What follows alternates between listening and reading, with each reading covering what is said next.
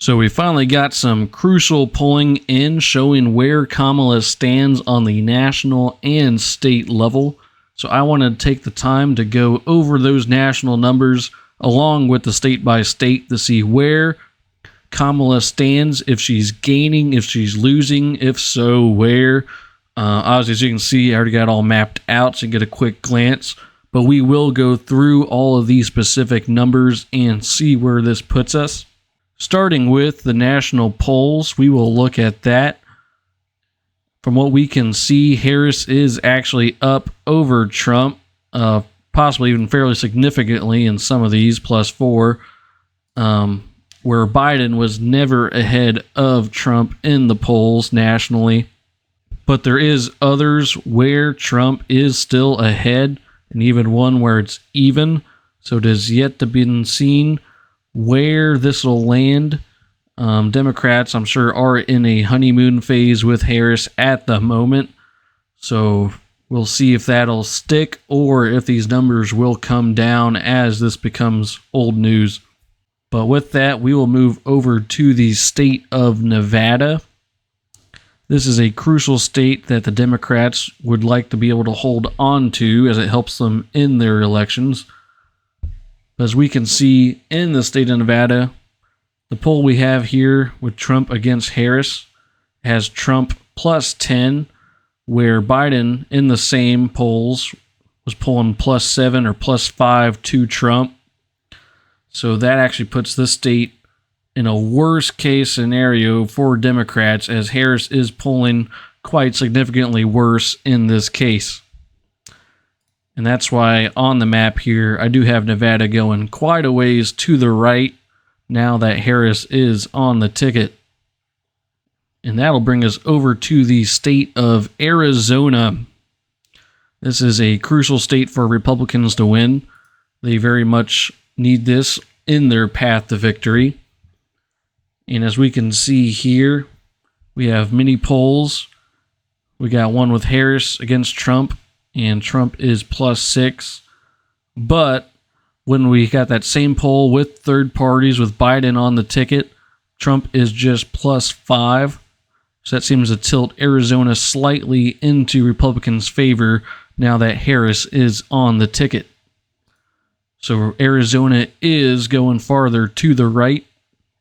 And that takes us over to New Mexico, where I actually don't have much recent polling for New Mexico. It's just not a state that anyone really figured would flip.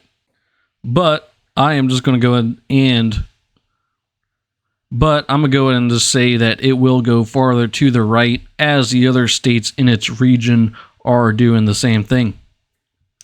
And that'll bring us over to the American South, where we do have some states that are going more blue.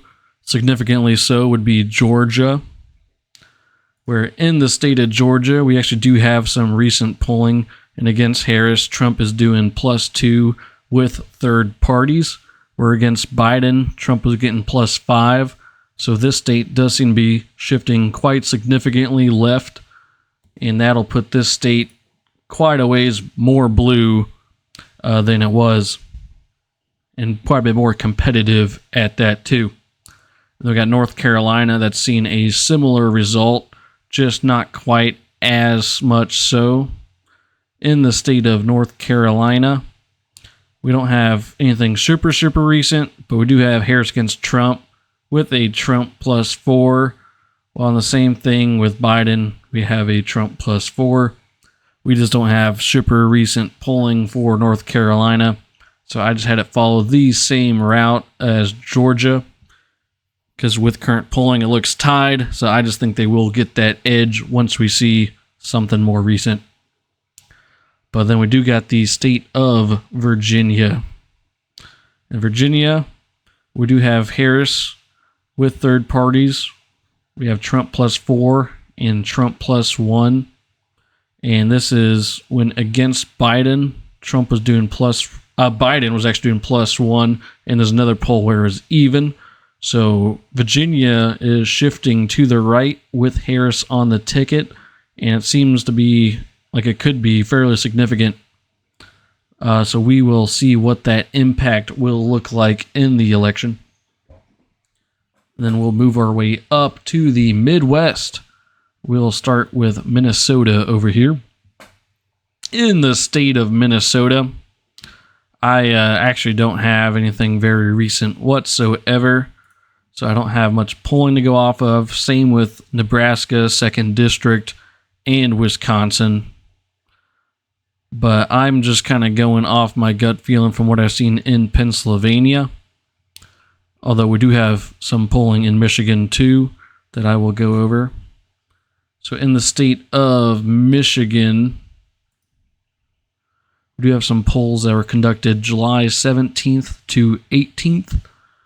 And in these polls, Trump was doing +5 against Harris when he was doing just +1 against Biden. These polls are at the same time with third parties, and Trump is doing significantly better.